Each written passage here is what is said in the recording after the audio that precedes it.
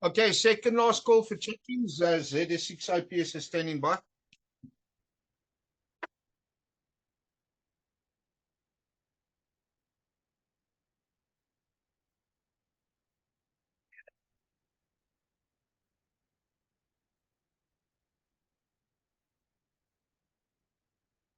Right, last call for check-ins. Last call for check-ins. ZS6 IPS is standing by.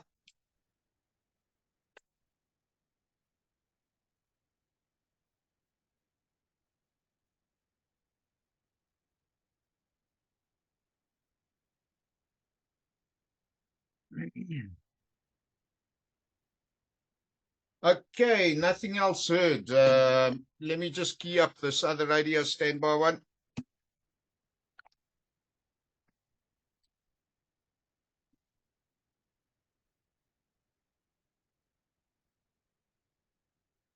Okay, there we go. Let's get started. Greetings to one and all and welcome to this week's net. Those wishing to join this net using Zoom may do so now as Zoom is open. If you do not have the Zoom link, please contact me on WhatsApp 082-859-2684 and I'll send you the link with the greatest of pleasure. Today is Sunday, 16 July 2023 and the time is 19:05. We begin the weekly net with the radio amateur check-ins on the Roodepoort repeater for 5 minutes. This net is broadcast every Sunday evening starting at 1900 and is broadcast for the benefit of radio amateurs, disaster relief cert volunteers, and members of the general public. This net is therefore open to all interested parties. Everyone is welcome to participate using either amateur radio, Zoom, or both.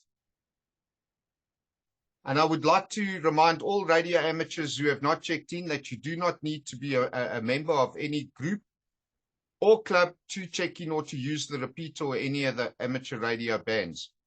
All that is required from you is that you have a valid amateur radio license issued by ICASA, which automatically grants you the right to use any of the amateur bands at any time. There is no need to ask for or be granted permission from anyone to use the repeaters or amateur radio bands. I'd also like to encourage all listeners, and let me just clear the timeout timer.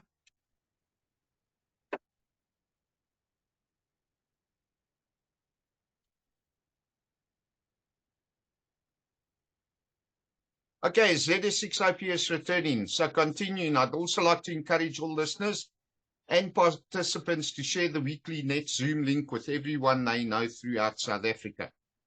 Doing so will help us grow the weekly net and will contribute to disseminating information as far and wide as possible.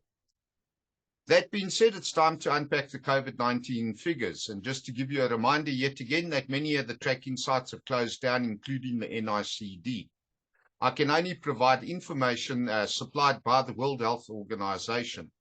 And their figures globally are 767,972,961 cases that have been reported by the WHO as at midnight on the 12th of July 2023, compared to the 767,518,000 reported in the previous week. Quite a considerable increase this week, just over 300,000, although even last week it was about 300,000. So we are still on par with the week-to-week increases. However, the global death toll has also increased to 6,950,655 compared to last week's total of 6,947,192. My apologies. This is an increase of 3,463 cases, which is a little bit concerning, although the 4th of July holidays may have allowed for lower figure reporting because we've increased from 1,400 deaths in the last 7 days to 3,400 this week alone. Okay, Mpox. Mpox has now been reported at 88,288 cases globally as at the 12th of July 2023. in total compared to the previous week's total of 88,060. We see an increase this week as well, 228, whereas the previous week's increase stood at 38. South Africa has not reported any new cases to date, and we still stand at a total of 5 confirmed figures, and that's somewhere in the region of August of last year. Cholera, on the other hand, is something that we still need to be concerned about, and the last National Department of Health cholera update was issued on the 5th of July as per a Facebook post. Believe it or not, there was nothing official on any of the other websites, purely a post on the DOH Facebook page. And they have last reported 166 cases in total of cholera, with 32 deaths in total. Moving on to mumps, again, since the 26th of May, we don't have any further cases having been reported. Last amount was 580 in KZN, 280 in Mpumalanga, 97 in GP, GP has a total of 64 cases to date. So that there was a total of 580 countrywide. Diphtheria, still no further update on that one either. Still the 2 cases identified in April. The warning is still out there that the diphtheria may also be circulating undetected in other provinces. Although at this stage of the game, it's a bit weird that if it is still out there, that it hasn't been reported on. However, all the clinicians throughout the country are still urged to have a high index of suspicion for diphtheria, and to notify suspected cases and to send specimens to the laboratory for testing. Now, as far as measles is concerned, yep, measles is still playing a nice game with us. And of course, I'm distributing these figures in the interest of public health. As at 14 July 2023, South Africa now has 1,110 cases of measles. And that's an increase of 12 in the last week, even though the figures are skewed week on week, and I have to go back 2 or 3 weeks to adjust them. However, these are the current figures as they are for this week. Next week, it will probably be higher for this week, if you know what I mean. Limpopo is still reporting the highest number of cases at 510 compared to 497 of last week. Let me clear the timeout timer. Okay, ZS6OPS returning.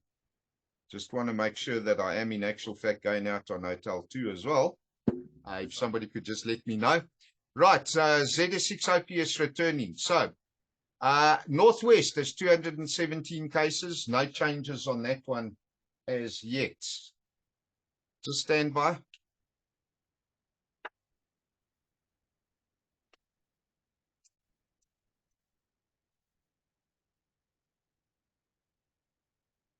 Ladies and gents, it seems I had a technical issue. Stand by. I will, in actual fact, give you the figures at the end. So I'm just going to carry on where I'm at, and then I'll just double back on the first part, if you don't mind.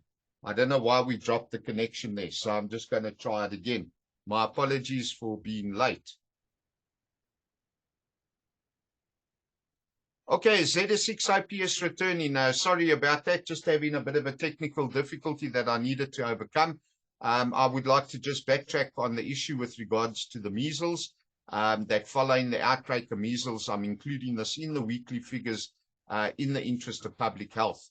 So as at 14 July 2023, South Africa has 1,110 reported cases of measles compared to last week's total of 1,098. This is an increase this week of 12.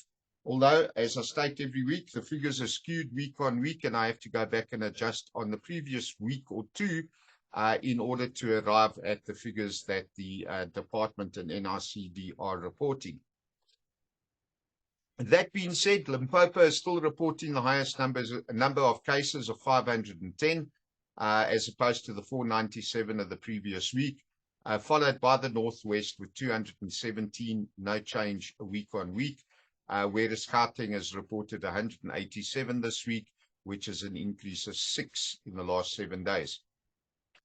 Now, let's move on to some general news. The week starting 11/2023 was off to a really bad start for everyone, or as everyone knows, due to the Rand water shutdown, which was initially announced several weeks ago but was postponed.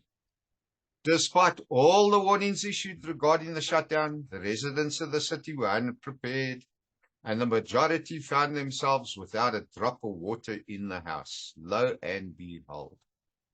It is sad when community groups, for example, and administrators refuse to share crucial information with their group members, their clubs, their entities, their contacts, because they feel as group administrators they have the right to, in actual fact, decide what is good or what is for the good of their community or of their group members as a whole.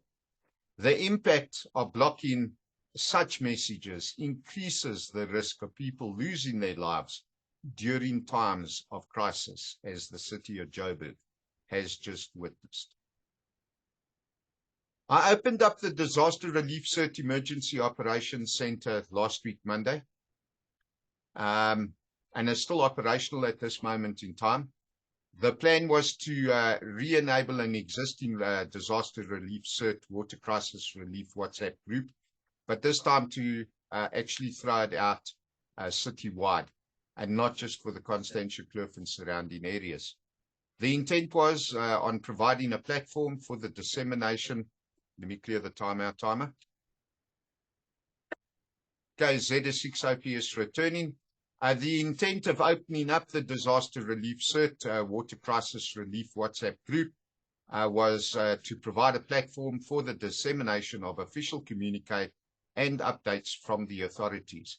In addition to this, it also provided the community as a whole an opportunity to share difficulties experienced, indicating low water availability or no water availability and in what area, which of course allowed the councillors who had joined the group to monitor and to escalate these situations as required in order to motivate for Johannesburg Water to provide roaming tankers to specific areas or where the water tankers, etc., needed to be filled up.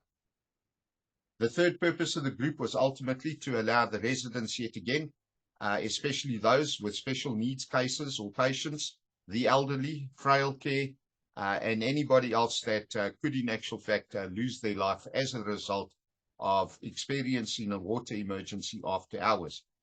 They were allowed to then in actual fact post the information on the group, and between the communities at large we would find a solution and find a way of providing water specifically to these members in dire need. Fortunately, we did not have many cases over specifically the Friday, Saturday and Sunday period. That was where we saw the increase of people now needing water because they in actual fact had not prepared sufficient for the period that was expected. That being said, we did have a couple of positive cases. We had special needs coming forward. We had some people that in actual fact went out, sought information, got information, shared information, and I think overall to the benefit of the community, this initiative has in actual fact paid off. Once I close the group down, if you can hear in the background here, these are all the poll results that have been posted. And at the moment, I must admit, I need to check the figures, but I should imagine we had over 1,500 people actually participating in the group during the course of the last week, but that will be confirmed. I will extract a report on the amount of messages and share that with everybody next week. Okay, Z6OPS returning. World news. Thousands of people were evacuated Saturday, my apologies, after a wildfire erupted on the Spanish island of La Palma. And here we are, just above Constantia Drive, one massive fire. Can you believe that one? And that I'm going to deal with under separate disaster relief training. I'm not going to discuss the fire on the mountain, because at least 2,000 people were evacuated in Spain, said the authorities, and another 12 houses were destroyed. according to Fernando Clavijo, the regional president of the Canary Islands. Just as well the bird had flown the coop. Sorry, that was in bad taste. With the resources that were or deployed, we hope that we can control the fire today, but the winds are shifting, Clavijo said. More gusting winds are expected, and combined with the dryness of the terrain and the lack of rain, this situation is complicated, he added. Okay, so that being said, finally in closing, I'd like to encourage everyone to register as a disaster relief cert volunteer, especially the community members that come up on the Community Emergency Radio Network. So please consider registering as a volunteer and to prepare and train to assist local communities when disaster strikes. And as I said, this particular incident, in actual fact, was not a municipal declared disaster, although it did in actual fact throw the residents of the city as a whole, that's almost 6.5 million people, into a crisis of its own accord. Finally, I'd just like to find out, before I go back and catch up with the COVID figures for everybody else, are there any other late check-ins on the Roodepoort repeaters? ZS6OPS standing by.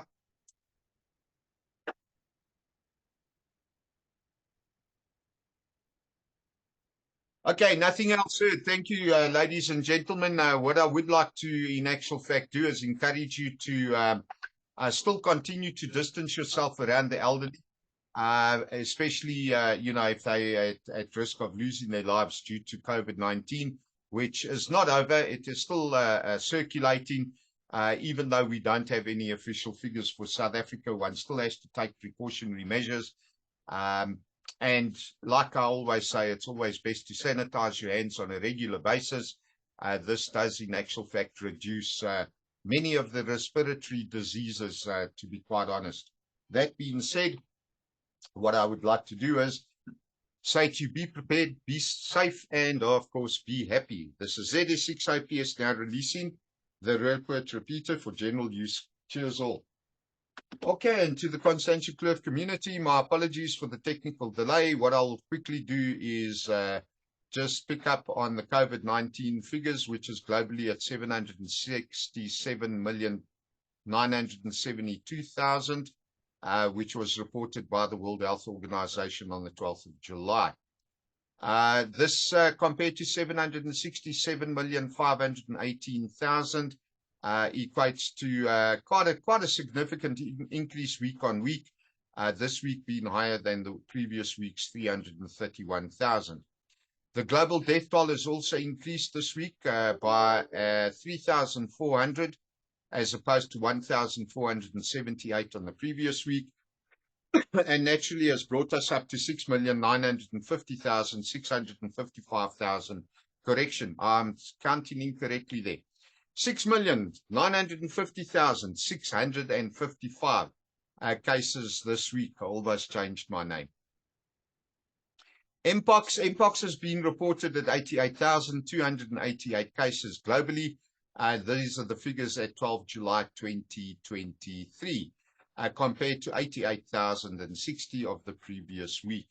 An overall increase of 228, which is a lot higher than the previous week's figures of 38. Might be a bit concerning. However, I think Mpox globally, the US figures might be the reason for the fluctuation. They may not have, in actual fact, done any reporting, 4th of July holidays and all the rest of it. So I think that's where we stand. South Africa, on the other hand, has not reported any additional cases since August, with no deaths, and of course we still stand at 5.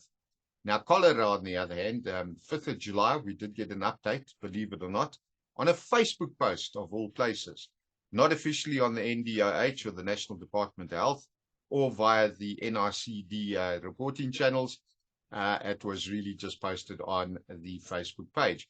And they have now reported 166 cases in total, with 32 deaths.